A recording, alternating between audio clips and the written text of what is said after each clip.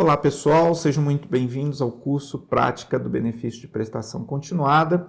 Eu sou o professor Lael Viana e vou acompanhá-los ao longo dessa jornada até o nosso final. Pessoal, antes de nós entrarmos propriamente no estudo de cada um dos benefícios que nós temos aqui para ver com vocês, BPC, auxílio inclusão, é interessante nós fazermos uma contextualização de onde esses benefícios estão inseridos, qual é a política que os compreende, né? Nossa ideia, então, nessa primeira aula é conversarmos um pouquinho com vocês sobre assistência social, ou a política de assistência social, como ela está estruturada, organizada no Brasil, quais são seus princípios, as suas diretrizes, e na próxima aula, ainda dentro desse contexto, dentro dessa ideia de contextualização daquilo que nós temos bastante para estudar aí para frente, falarmos um pouquinho sobre o cadastro único, que é um cadastro extremamente importante do governo federal, que dá acesso a todas as demais políticas assistencialistas ou assistenciais do governo federal, e falarmos também um pouquinho sobre os serviços prestados pela assistência social no Brasil.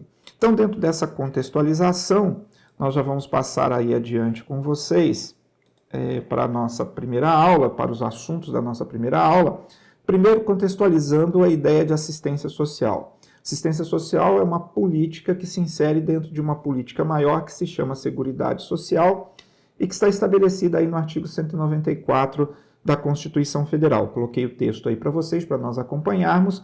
E a ideia de Seguridade Social é a ideia de um conjunto integrado de ações de iniciativa dos poderes públicos, da sociedade, para assegurar os direitos relativos à saúde, previdência e assistência social. Então, a assistência social é uma das vertentes da Seguridade Social, e é muito interessante que a gente perceba aí que essa política de Seguridade Social no Brasil, ela no ano de 2023, abarcou aí um orçamento de mais de R$1 trilhão, né? Ou seja, é um dos maiores orçamentos da América, perdendo aí para 2 ou 3 países simplesmente, né? Uma grande população atingida, mais de 40 milhões de pessoas, e se a gente for para a área de saúde, né, esse universo amplia muito mais, mas a gente está preocupado aqui, ou nós estamos preocupados com a assistência social. Assistência social é uma dessas políticas, cuja estrutura está prevista lá no artigo 203, 204 da Constituição. Nós vamos começar a dar uma olhadinha nessa ideia primeiro de conceito do que é assistência social, o conceito do que é essa política de assistência social. E aí remetemos vocês, então, a esse conceito que nós colocamos aí na tela, que diz o seguinte: é a política social que provê o atendimento das necessidades básicas, traduzidas em proteção à família, à maternidade, à infância, à adolescência, à velhice e à pessoa portadora de deficiência, independentemente de contribuição. É a política que atende ao hipossuficiente, aquele que não pode prover a própria subsistência ou não tem meios de fazê-lo e nem a sua família. Já o artigo 203 aí estabelece que a assistência social será prestada a quem dela necessitar, independentemente de contribuição à Seguridade Social. Pois bem, pessoal, a ideia aqui de assistência social, ou a partir desse conceito que a gente tem aí de assistência social, a ideia é que essa política é destinada a uma parcela da sociedade, uma parcela que entendemos deva ser a menor possível, né? A assistência social ela é uma política dirigida a pessoas que estão em situação de vulnerabilidade social. Assistência social é um dos direitos sociais previstos lá no artigo 6º da Constituição Federal. Então, a ideia aqui é o Estado atender uma camada da população que está numa situação que, no conceito aí nós colocamos um termo bonito de hipossuficiente, mas que na prática é a pessoa que vive numa situação de miserabilidade. Então, é o miserável social que é atendido pela assistência social. Por isso, falo que deve ser a menor parcela da sociedade possível que deva se encontrar nessa situação. Em tese, ninguém deveria estar nessa situação, mas a realidade não corresponde a esse anseio. Então, a assistência social é uma política dirigida a essa parcela da sociedade. Uma parcela que vive em extrema vulnerabilidade, em extremo risco social, e cabe aí, então, ao Estado dar um tratamento necessário a essa camada da população para tirá-la dessa condição, dar condições de subsistência, né, inicialmente, e depois tentar tirá-la dessa condição, né? Seguindo aí mais adiante, a assistência social historicamente considerada, né, ela teve aí uma primeira norma interessante lá em 1974, que criou o amparo previdenciário, que é o antecessor mais remoto do BPC, do benefício de prestação continuada, mas essencialmente a primeira forma organizada de seguridade social e até de assistência social no Brasil vem aí com a instituição do SIMPAS, né, o Sistema Nacional de Previdência e Assistência Social, criado lá em 1977. E dentro do SIMPAS, duas estruturas de assistência social foram criadas. Primeiro, a LBA, que é a Legião Brasileira de Assistência, não vão confundir com a LBV, né? E também a Fundação Nacional do Bem-Estar do Menor, a FUNABEM. Essas duas instituições, elas tinham por finalidade, vamos assim dizer, prestar assistência social de maneira mais estruturada, de maneira mais organizada, né? Foi o primeiro ensaio que o Estado teve em termos de reconhecer a necessidade de atendimento de uma população carente e dar uma estrutura política e administrativa mínima para o atendimento dessas pessoas, né? Na sequência, pessoal, nós vamos ter a Constituição de 1988. A Constituição de 1988 ela inaugura um novo momento, ela cria o sistema de seguridade social e dentro desse sistema de seguridade social que a gente já falou, cria aí a assistência social como uma das estruturas sociais mais relevantes do Estado, né? E estruturando a assistência social no Brasil, foi publicada a Lei 8.742 de 93, conhecida aí como LOAS, Lei Orgânica da Assistência Social, que em 2011 ela passa aí por uma profunda modificação e é criado então o Sistema Único de Assistência Social. Assim como nós temos o Sistema Único de Saúde, nós temos o Sistema Único de Assistência Social também. E temos o Decreto 6.214, que é o decreto que regulamenta o BPC, que nós estudaremos aí mais adiante bastante esse decreto. Bom, lá na Constituição Federal se estabelecem os objetivos fundamentais da assistência social, o que ela procura fazer, o que ela busca alcançar em termos de política social. E aí destaco para vocês que esses objetivos eles se dirigem principalmente àquela população mais vulnerável, que tem maior risco social, que estão aí estabelecidos, né, como a família, que é a base da sociedade brasileira e é onde que o Estado deve atuar para dar as melhores condições, né, a estrutura social básica do Estado brasileiro, a situação de maternidade, que é uma situação de vulnerabilidade e pode ser potencializada se a pessoa estiver dentro de uma situação de vulnerabilidade social, a infância, adolescência, velhice. Velhice aqui, a Constituição ainda na sua redação original, não usa ainda os termos mais modernos como pessoa idosa, né? Chama de velho. As crianças, adolescentes, as pessoas portadoras de deficiência ou pessoas com deficiência, né? E a garantia de um salário mínimo de benefício mensal à pessoa portadora de deficiência ou idoso que comprova não ter meios de se manter ou ser mantido por sua família, que é o fundamento aqui do nosso curso, é o que a gente vai mais aí perseguir e estudar para tentar auxiliá-los, né? Na sequência, nós temos aí as diretrizes do sistema de assistência social no Brasil. As diretrizes significam aí, vamos assim dizer, o plano de ação que o Estado deve traçar, e esse plano de ação, então, passa aí por uma descentralização político-administrativa, ou seja, não cabe à União exclusivamente prestar serviço de assistência social. Os estados, municípios, Distrito Federal devem prestar também o serviço de assistência social. A ideia é que o Estado esteja o mais próximo possível da pessoa que precisa de atendimento. E, nesse caso, os municípios é aqueles que estão melhor estruturados para estar mais próximo ali daquele cidadão que está lá na cidade, na rua, precisando de auxílio. Então, é essa pessoa que deve ser atendida e o Estado deve criar as estruturas que cheguem o mais próximo possível dessas pessoas. Participação da sociedade civil, nós vamos estudar aí o Conselho Nacional de Assistência Social, Conselho Municipal, Conselho Estadual, Distrital de Assistência Social. A sociedade tem que participar dessa política. E, óbvio, a primazia da responsabilidade do Estado na condução dessa política. Não cabe ao particular conduzir essa política, cabe ao Estado. Nós vamos ver que o particular pode participar, ele é chamado a participar. Historicamente, né, no século passado, início do século passado, era o particular que tinha, vamos assim dizer, o protagonismo na assistência social. A partir do SIMPAS, é o Estado que deve prestar assistência social. Avançando mais um pouquinho aí, nós temos também os princípios que regem a assistência social. Esses princípios são, na verdade, projeções dos princípios que regem a Seguridade Social. E aí cabe rapidamente fazer aqui algumas observações em relação a esses princípios, mas destaco aí o primeiro princípio, né, que é a supremacia do atendimento às necessidades sociais sobre as exigências de rentabilidade econômica. Significando dizer que assim, o Estado deve se preocupar mais com a situação social das pessoas do que com a rentabilidade econômica, ou seja, com o retorno econômico dessa atuação. Primeiro precisa atender essa pessoa que está em situação de vulnerabilidade.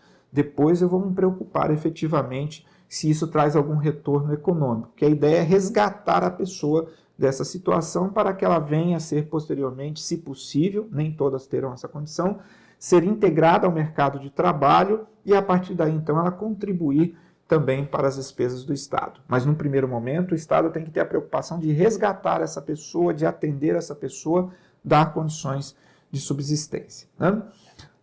Seguindo aí, nós temos também a questão da organização e gestão, como que está estruturada a assistência social no Brasil. Então, eu falava para vocês que em 2011 nós tivemos aí a Lei 12.435, que ela criou o Sistema Único de Assistência Social, SUAS, né? Estabelecendo aí ao Ministério correspondente a responsabilidade pelo estabelecimento da política, a coordenação da Política Nacional de Assistência Social, que hoje está aí disposta ao Ministério do Desenvolvimento e Assistência Social, Família e Combate à Fome. É esse ministério que tem que definir a política nacional e coordenar a ação dos estados, dos municípios e do Distrito Federal para atender essa população carente, né? Isso até porque compete, segundo o artigo 22, inciso 23 da Constituição, compete privativamente à União legislar sobre Seguridade Social. Então, é ela que tem que traçar as linhas mestras dessa política social. E é competência comum da União, Estados, municípios, Distrito Federal. Competência comum diz respeito à competência para estabelecer serviços públicos. Então, a prestação do serviço público de assistência social é atribuição da União, Estados, municípios, Distrito Federal. A União ficou com a competência de dar uma coordenação nacional, estabelecer as linhas mestras da assistência social. Mas quem vai executar essa política são todos os entes federados, né? Temos aí duas estruturas básicas, ou dois planos ou programas básicos de atendimento na assistência social, que é a proteção social básica, que tem um caráter essencialmente preventivo. É a ideia de o Estado, o município, a União, o Distrito Federal estabelecer estruturas administrativas o mais próxima possível das pessoas que podem estar em situação de vulnerabilidade social. Cabe à assistência social ter uma ação preventiva, achar essas pessoas, dar o tratamento necessário para a proteção dessas pessoas. E depois nós temos a situação da proteção social especial. Aqui já é uma proteção mais recuperativa, já é o atendimento daquela pessoa que se encontra já numa situação de risco social extremo, né? De situações aí, destaquei para vocês, de enfrentamento de violação de direitos fundamentais, como, por exemplo, uma mulher que está, por exemplo, numa situação de maternidade, numa família onde nós temos um agressor e ela ali está limitada ao exercício dos seus direitos fundamentais, não consegue uma proteção assistencial adequada por conta de uma violência doméstica. Então, cabe a essa proteção social especial identificar essas situações e dar uma proteção especial a esse conjunto de pessoas. E aí nós temos, então, basicamente duas estruturas, os CRAS, que é voltado para essa proteção social básica, que é o Centro de Referência de Assistência Social. Ele também tem muito aquela função de fazer a inclusão das famílias no CAD único. E o CREA, que é responsável por essa política de atendimento especial, né? Que demandam intervenções especializadas relacionadas aí aos CREAs, né? Nós temos aí dentro do SUAS, né, a possibilidade de participação da iniciativa privada, conforme a gente já havia falado anteriormente, lembrando que a participação da iniciativa privada não é uma participação que deveria ser a protagonista, mas sim a do Estado, o Estado que tem a função de protagonizar essa proteção social, mas a Constituição permite que as entidades privadas participem e elas têm uma participação bastante significativa na política de assistência social.